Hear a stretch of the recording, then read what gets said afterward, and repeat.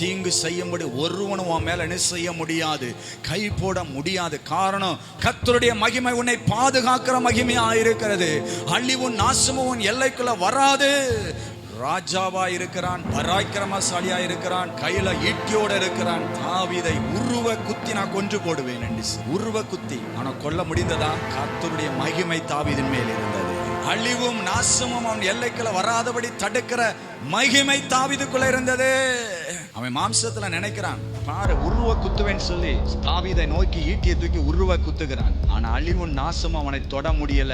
சவுல் சொல்லுகிற வார்த்தை தான் ரொம்ப முக்கியம். சவுல் என்ன சொன்னா தெரியுமா? கர்த்தர் தாவீதோடு கூட இருக்கிறார். கர்த்தருடைய மகிமை தாவீதோடு கூட இருக்கிறது. கர்த்தருடைய அபிஷேகம் தாவீதுக்குள்ள இருக்கிறது. எப்ப சொல்றான் தெரியுமா? ஈட்டி எடுத்து உருவ குத்தி அவன் மேல படல.